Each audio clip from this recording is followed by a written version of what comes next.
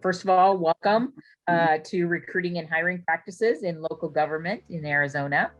Today, a very informative session, I think, that you'll find. And I hope students, you came with some good questions for our Q&A and breakout sessions, and our panelists as well, to be able to share and talk about their agencies and the work that they do.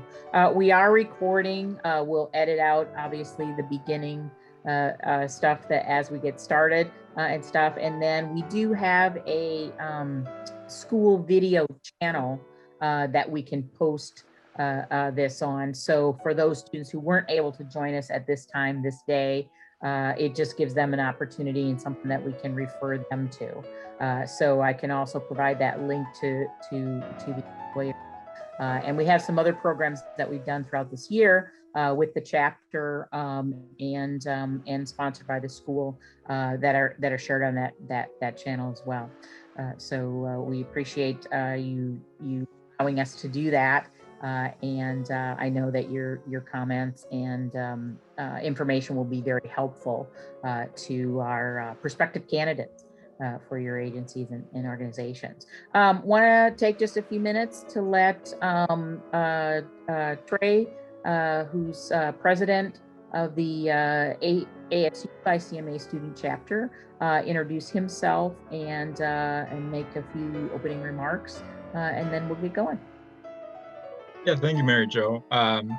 As Mary Jo just said, my name is Trey Nellis. I'm the president of the ASU-ICMA chapter. We're thrilled to have you all here. Seeing some bright and eager faces today to start talking. So we're really excited to have you all here.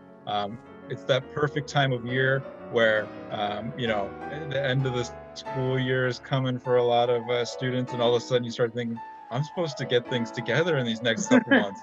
So we're really glad to bring you all in, maybe get some of those questions, some of those things that are rattling around in the brain right now, out there in the open with some very sharp minds in the HR space. And so we're really thankful to have all of our panelists here today and participating with us today, taking a nice, beautiful Friday and spending it indoors with us. We really appreciate it. It should be a fairly simple and hopefully smooth day. We're going to kind of do this panel exercise to start. And then we're going to kind of move a little bit into a Q&A piece. And then we might do a little breakout activity. That's always fun on Zoom, trying to figure all that out. And then we'll probably close up probably right around 3 o'clock or so. But again, if you have any concerns throughout today's event, go ahead and reach out through the chat to any of us. We'd be happy to try and fix things out. Also, any questions you have, we'd be happy to answer them. Most of you I see in here that are students are already a part of our student chapter with ASU. I will, if you aren't and you're interested in registering, I'm going to throw that link in the chat right now. Click register. Tons of great benefits. If you have any questions about it, you can reach out to me personally, and I'd be happy to talk to you about it. So I just put that out there in the world right now. But we're thrilled to have you all here, and so we don't want to hold this up very much longer. I will say that, again, my name is Trey Nellis. If you have any questions, I also wanted to recognize Anissa Romo, who is with us. She is the vice president of the ASU-ICMA chapter. Reagan Jepson, there's her face, is here as well. She's waving. And I'm not sure, I didn't see if Justa was with us today. I don't see her right now. She might be joining us shortly, but she is also part of the leadership team. And of course, Mary Jo and Tom Holland as well. So if you have any questions about anything, reach out to us. We'll try and figure it out. Who knows? But without further ado, I'll go ahead and transfer things back over to Mary Jo to kick off our panel. So thank you. Great, thanks, Trey. Yes, please do use the chat if you want to hold off a little bit until you see if we're covering some of the things that you have questions about. That's fine too. As Trey mentioned, we'll be taking a at 2 o'clock to let you get up, stretch, etc. And during that time, we'll take a look at those questions and Q&A, not letting our panelists break, our guest presenters, as it were. with regard to that. So without further ado, and in no particular order, I'm just going to ask the panelists to step up. And the first part, as I said, is if you would give us a brief career story, your career story, a little bit about what drew you to public service, maybe your first job in agency and how you got started, because many of these students will be just starting out in their next role. A little bit about your current role and agency, certainly, and then tell us a little bit about what project or work that you're enjoying most this year or in the past year that you have. And so we'll let that kick off. Is there one of you that would like to start? And then what I'll ask is that you pick the next person from our guest list. I'm happy to start, Mary Jo. Perfect. Okay, hello everybody. My name is Scott Swagerty, and I currently work with the Office of the Arizona Auditor General, along with Laurie, who is one of our other presenters today. Really happy to be here with all of you. I'm excited at the cohort of talent that I'm looking at, hoping that some of you will decide to apply to the positions that I have open. I'm not actually an HR person in the sense that that's not really the strain of work that I do predominantly, but I am in charge of hiring for the performance audit division, which is where most of your skills would fit within the structure of our office. As far as me, a little bit of background on me, I am an ASU alum. I earned my bachelor's, master's, and PhD in political science from Arizona State University. And so since then, I have worked in public service. So my very first job in public service was at Rio Salado College in the Department of Institutional Effectiveness or Institutional Research, where I was doing data analysis related to their operational efficiency. And so that opportunity I took during grad school because I just kind of wanted to have something extra to do, needed the money, that kind of thing. And so it actually set me up really nicely for the job that I have now as methodologist with the Arizona Auditor General. I'm not sure how many of you have thought about going into academia, but it's kind of a punishing career track in the sense that if you go into the academic job market, you don't really have a lot of control over where you end up, where you get interviews. And unfortunately, my spouse was the kind of, I don't know, maybe it is fortunate, was the kind of person who was like, I am not going to live in Southern Arkansas. And so you're going without me if that's where you're going. And so it ended up working out really nicely, though, that I applied to this job. As far as what I do in my career, I provide technical assistance to all of our audit teams as they audit state agencies. And you'll learn a little bit more about our agency, but what we're really set up to do is kind of be, I don't want to call us the government watchdog, but we really do look over the state agencies to make sure that they're using their resources effectively and efficiently. So some of the other presenters from other state agencies, I apologize if you've ever had us in your agency because I know that can be a stressful time. But really we're there to just make sure that your tax dollars are being used effectively. And so in the performance audit division specifically, what we do is go review programs, go review, the operations of agencies and make sure that agencies are doing the best that they can. So something interesting that I've been working on, in fact, earlier today before this presentation, one of our audits of the Department of Corrections right now, although they have since changed the name to Arizona Department of Corrections, Rehabilitation, and Reentry. And so one of the projects that we're looking right now is the treatment programs that they offer to incarcerated individuals with substance abuse needs, with DUI rehabilitation, with cognitive behavioral training to try to get them to have less of a risk of recidivating once they're released from custody. So one of the great things about working in the Performance Audit Division and the Auditor General in a broader sense, I think, is just that the content of our work changes so frequently. So, we audit basically every state agency. And so your assignment could really be looking at Department of Corrections or the Barbers Board or the Department of Agriculture or the State Board of Accountancy. It really varies a lot day to day. So that's a little bit of background on me. And so I think I answered all Mary Jo's questions, and I will Let's see, I don't know exactly just by faces who are the other presenters, but I think Crystal, you're another panelist, right? So I will put you on the spot and kick it to you. Perfect, thank you so much. My name is Crystal Enojos. I am currently a group human resources leader for Maricopa County. I've been employed with Maricopa County for 3 years now, so just a very short tenure amount of time. ASU, I love ASU. ASU is my undergrad, so I graduated with an interdisciplinary studies degree with business and communications. And then I went to Grand Canyon University to pursue my MSL. So I have the MSL as well as the bachelor's degree for this position. You know, human resources is not where I thought I would be. I started out more in restaurant management. I was in a restaurant position while I was paying my way through school and making my way through those long years of undergrad studies. And it was actually an internship is how I landed my first human resources job. And at first I wasn't interested in it at all. I didn't think that would be where my passion was, but after I spent a couple of months learning and just listening and I had a really great mentor, I was able to see the value that human resources adds to a lot of organizations. I say I'm a human resources leader. I really feel it's more of a business partner. So I have the opportunity to pay attention to not only the human aspect, but also the business aspect of the different departments that we have the honor of serving. So I started in the medical field. I started with cardiovascular consultants. It's a large cardiology firm. I spent several years there just learning and kind of growing as an individual and dipping my feet into different pieces of human resources. And then I joined Banner Health. I spent 7 years with Banner Health, working in the academic division, really understanding, how does medicine and academics come together and finding that way.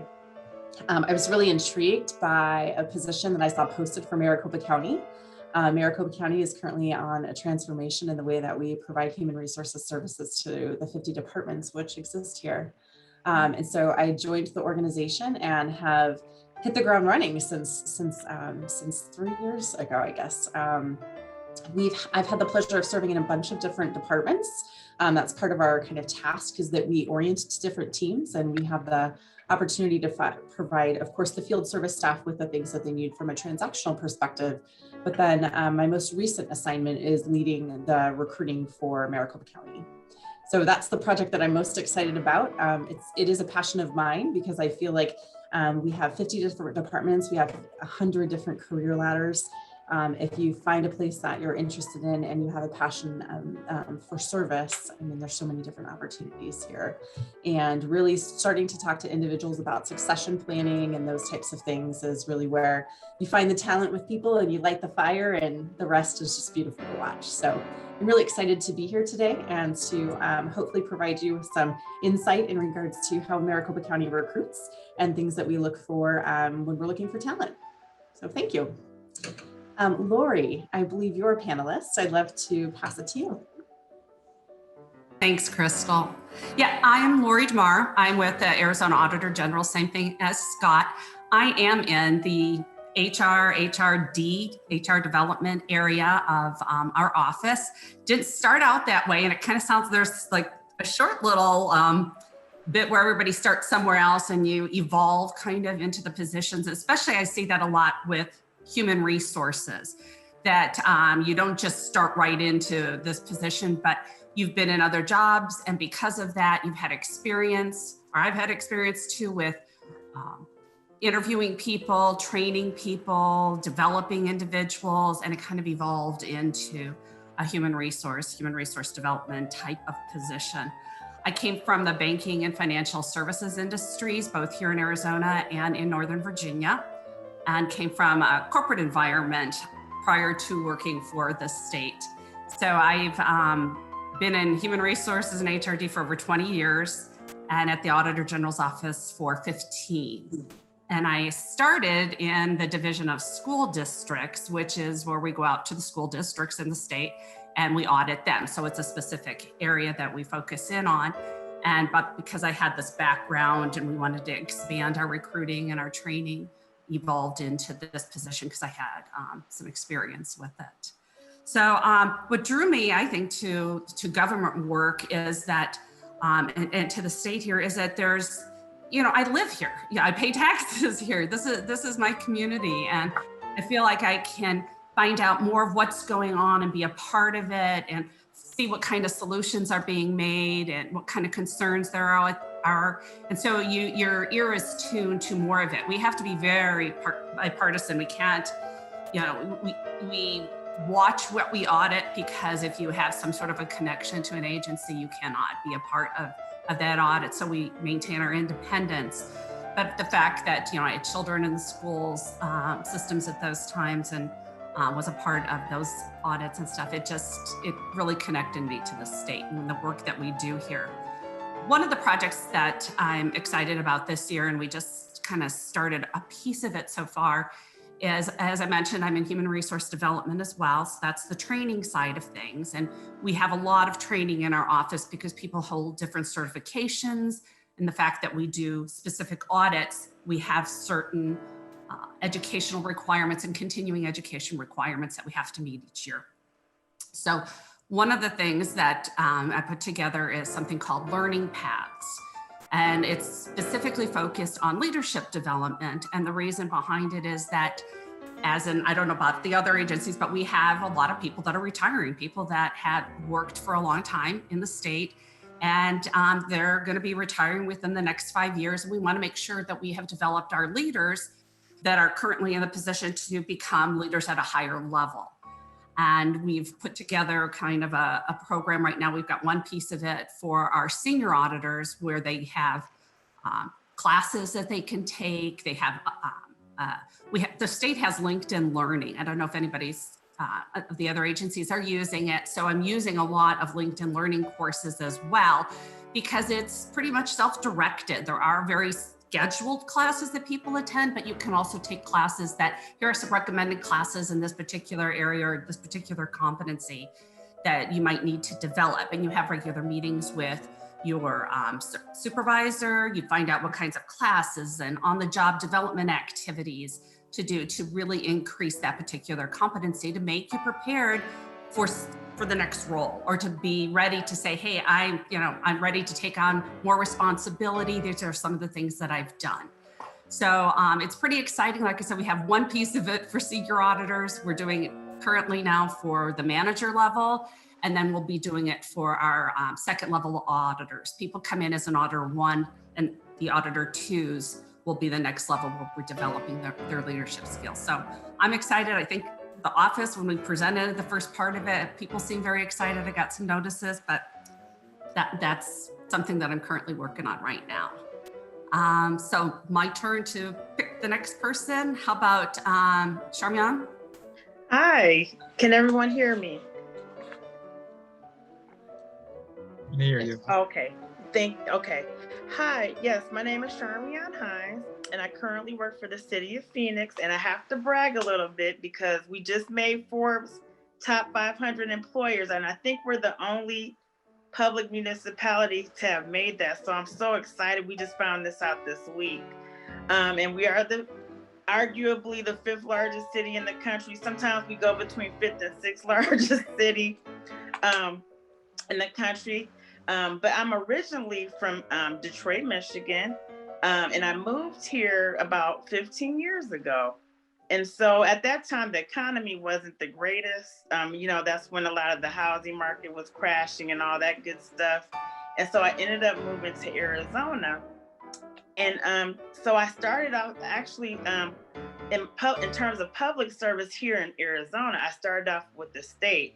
So most of my background is actually, I did case management in Michigan, and then I also did it here. And when I say name it, and that would be considered direct services, if you more so. And so I did have that public administration degree from Grand Valley State University in Michigan. And so I did have this hunger and interest in working in it could be nonprofit, it could have been the government, any of those things. I think I kind of had that since I was a child. I actually wanted to work internationally, But I ended up kind of doing the case management for many years. So that's actually most of my career. And now I'm in human resources. So name it, I did it from 0 to 99. I worked in child protective services. I worked with the homeless. My first job was actually in Detroit, where I worked in a transitional women's shelter. And I learned so much in that program. I worked there for about 2 years. And again, this was going back to that time where the housing market had collapsed. And so I did get laid off, and it took me a while to find work, and that's how I ended up here in Arizona. And so I've had some great experiences working with people. But as you can imagine, in case management, you're on the front lines. You do get burnt out. And then I kind of ended up, basically, I ended up working for Arizona at work at one point. And I got that, I call it transferable skill sets, if you will. I've worked with training. We were helping small companies do recruiting to try to fill their positions. And then I did career advisement and help people explore their different opportunities and look at what they could do. We did career assessing, things of that nature. So all of those things, I had those transferable skill sets in human resources. And so for the last about 5.5 years, I've been working in our human resources area with the city. But the cool thing about us is our HR tagline right now is one employer, many opportunities. So I've worked in about, I think, 3 or 4 departments in the city. And now I am in human resources. So you can see that we have such a wide array of departments and industries that one could work in. And basically, you could work in any of these areas. So pretty much working in that area, I want to hurry up and get through mine so we can get to the next panelist. But working in the area, I do training, career counseling. I'm the lead on our internships and outreach, and so that's how I've developed a relationship with Mary Jo. And so with that, I will pass that on. That's just a little glimpse of what I do, but I'll pass it on to Nancy.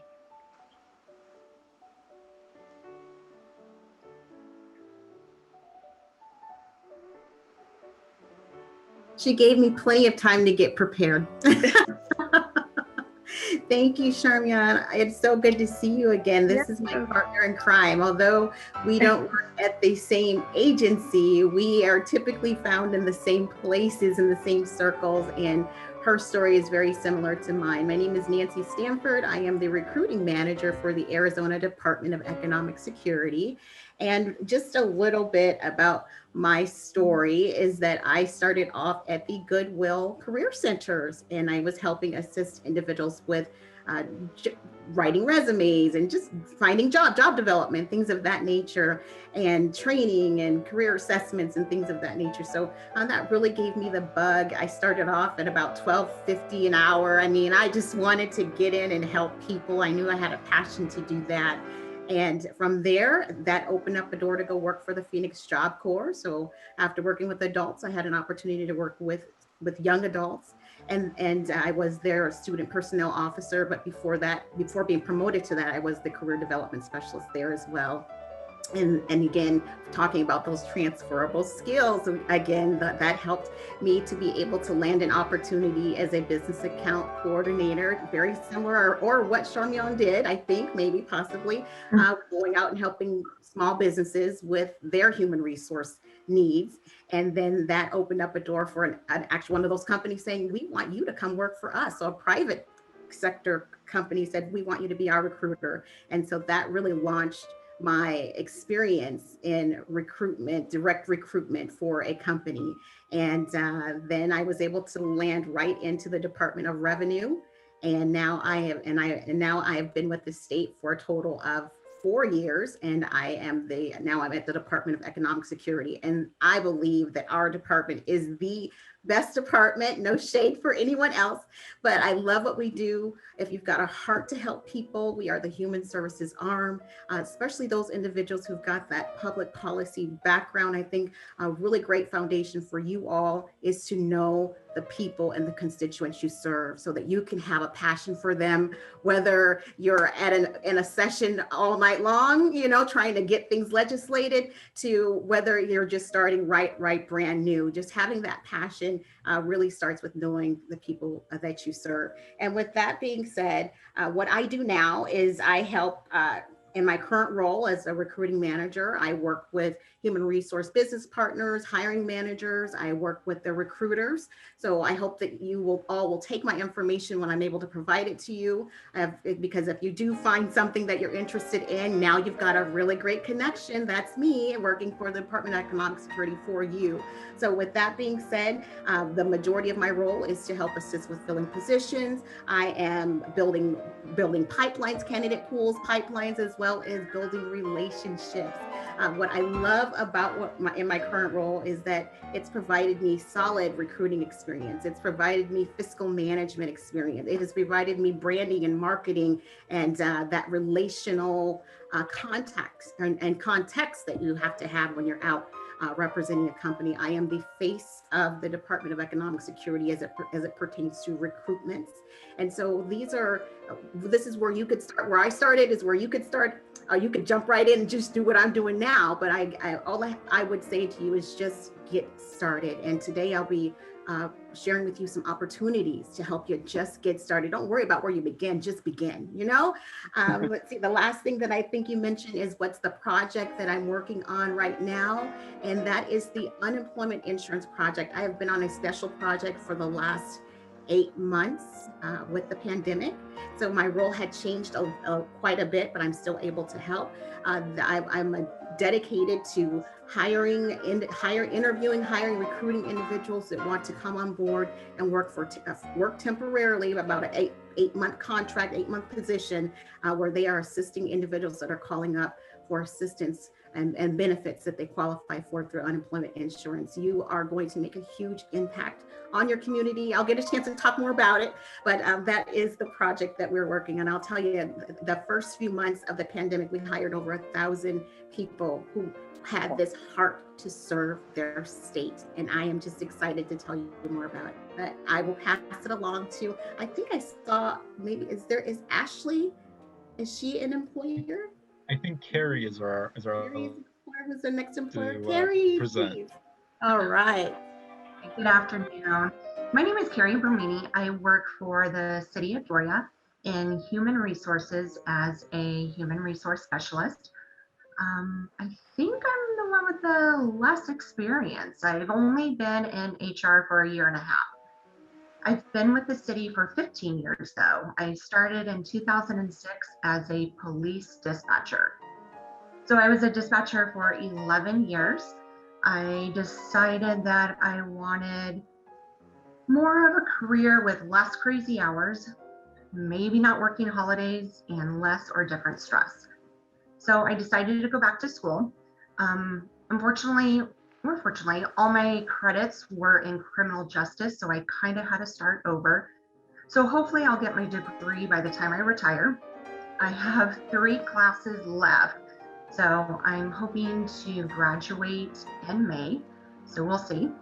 And I've dispatched, like I said, for 11 years. After that, when I decided to go back to school for HR management, I went into recruitment for the police department. So I worked for training and recruitment and as an administrative assistant. And then a position opened up with HR and they recruited me. So I love working in HR. It wasn't the direction I thought I was going to end up, but it is a great career and there's a lot of opportunities. So I am glad that I chose HR.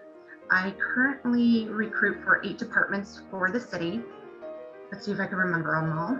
They are the police department, the court, Parks and Rec, Neighborhood and Human Services, Intergovernmental Affairs, let's see, Planning and Economic Development, Office of Communications, And I think that's City Attorney's Office, if I haven't mentioned them. So I'm pretty busy with 8 departments. I love helping each department. I've learned so much from each department, and I like that I've gotten to know how the city works more. Just being in the police department, you're kind of confined to that department, that area. And being in HR, I've been able to work and got to know so many employees throughout the city, and it's just been an honor to work with them. Current project I am working on is our volunteer project. We don't have any kind of tracking system for volunteers. Every department does their own thing of keeping track of volunteers, their own little background check. So I'm trying to organize all the departments, a tracking system to recruit volunteers, track the hours that they work, where we can run other reports. You know, we don't even know how many volunteers we have unless I go and ask every department how many volunteers. So it's been a big project. I started it when I started HR. COVID's kind of put a strain on our progress, but we're back on working on creating, and that's it. Thank you, Kari. Thank you all, panelists. That always takes a little bit of time, getting those introductions and stuff, but students, I wanted you to know, and as mentioned, now you have a friend, a partner in those HR offices that you can contact when you're interested in positions and learning more about them with that. And hopefully you get to do some of that in our breakouts as well. I asked each of the panelists to prepare just 3 short responses. The next thing that takes a little bit of time for each of them is to tell you about their recruiting and hiring process. So from the time they post a position, what do you need to know about the application and about the resume and about the interview process and what that looks like and how long it takes, and some of that sort of thing. So I'm going to let each of them tell a little bit about that, and then we ask them to focus with their top 2 tips on both the application and resume part and what they would tell you, and then the interview part of the processes and what they would tell you with that. And then anything else we'll move into the kind of just Q&A, and we can ask away. Kari, since we just finished with you, maybe we'll go back through the other way and stuff. So if you wouldn't mind telling us a little bit about that process of recruitment and hiring at the city of Peoria. Sure. With the city of Peoria, we let our departments be responsible for their hiring. So they do a lot of their own interviewing, contacting candidates. It starts out with the hiring manager getting the okay to hire for a position. So once that is approved, we go ahead, a requisition is created. We go ahead and post that, that open position, and it is posted. That's where I step in. I approve the requisition, make sure everything's okay, and then I post it. I post on our website, Instagram, government jobs, and other community partners. I send out emails to our community partners to let them know that we're hiring. And depending on the position, I'll reach out to high schools also for our part-time jobs. And then once it's posted, after the closing date, I refer the applicants to the hiring manager. So it's the responsibility of the hiring manager of that department to review the applicants and kind of create a matrix on how they're going to interview. And then they'll contact the applicants. And sometimes I get the pleasure of sitting on those oral boards, which I enjoy.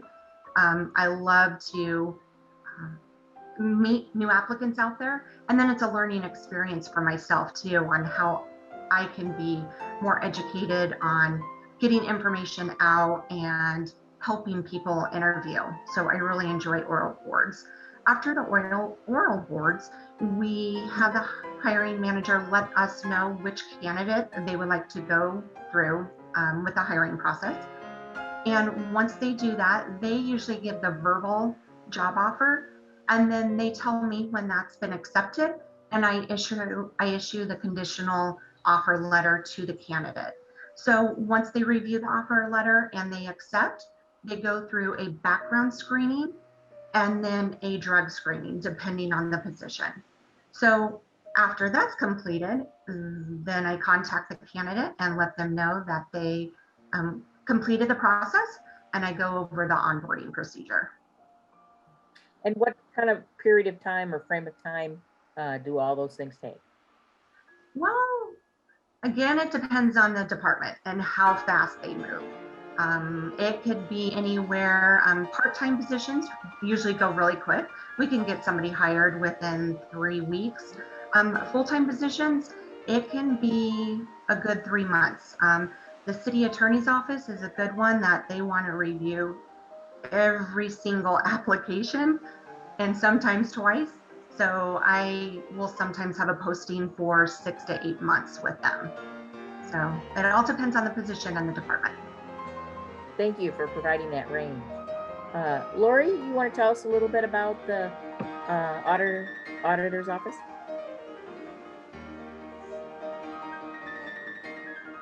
You're on mute.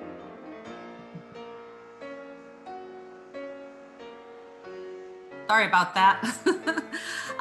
Once we post a position, there's certain documents we ask for, and we ask for all of them for reasons, because we do write quite a bit with our audits. So we do ask for a cover letter, because not only do we want to gauge your interest in our positions, but also your writing abilities, because like I said, we write a lot. So once we have your application, unofficial transcripts, resume, and the unofficial transcript, resume, and cover letter, then I do have a dedicated person. She's an HR specialist that will look at the packet. Once she realizes that we have everything, the person has met the qualifications for the position, she'll do a phone screening. It's about a 20-minute meeting. She will set it up ahead of time, so it won't be one where, hey, do you have a few minutes now to talk? So she can set it up ahead of time so you're prepared for it. Once that phone screening is done, then she'll send out, the next step would be to send out a case study. The case study is something, again, similar to the type of work we might do. It helps us take a look at your thought process, how you analyze data, how you write up your finding. It's maybe one exercise, but it gives us a lot of information from a start on your abilities. Then that finished packet, that's when it'll go to the division that is hiring, the position to which you're applying for. And we have hiring managers, recruiting managers in those areas, of which Scott is one of them, and taking a look at then that full packet and making the determination then to bring someone in for an interview. And we do have 2 sets of interviews. We have 2 different people at each interview that will talk to you, and after the 2 interviews, then we do references. And from the references, we make the decision on whether or not to offer the position. Okay. It usually, because we have dedicated people, even though some of them are in the division, when we've got that dedicated human resource specialist that is the main contact every time, it flows pretty quickly. As long as we have all the information that we need with the packet, it can take just a few weeks for a full-time position, and we will hire in the future. So could be when somebody graduates after the school year, after the summer, in the winter time in December after a fall graduation. So I think we've really narrowed the time span down for the position, but I know there's some steps. And so some of that time that could stretch it out would be that you guys have exams that you have to go through, you have big projects, and so maybe you can't come in as quickly, that kind of thing. Or the division is really swamped with a particular audit that they have to get down. We have to have it has to be completed by a deadline. But we really do try to move each candidate along as quickly as possible. So, thank you. Scott, do you have anything to add as the division rep and what you do in that process? Yeah, I would say that the only thing I would add to Laurie's process or her description is that I would emphasize that we do try to move quickly. So I was just asking our HR specialist, the one who would be the main contact. I issued an offer yesterday to a candidate, and the time from when she originally applied to the date of offer was 2 weeks and a day. And that went through the screening, both interviews, the references, all of my review of everything. So we can move pretty quick as long as everything doesn't hit a snag. So I know that some government agencies can sometimes, as Kari described, take a couple months, just depending on what the particular position is. So if you're looking to tie something down before graduation, I would say maybe the Auditor General has a slight advantage because we do really try to move people along. And we have the flexibility of allowing you a start date in the future if, for example, you wanted to get a job now, go through the hiring process, but not start until after you complete the semester. So those are the only things I would add to what Laurie said. Perfect, thank you.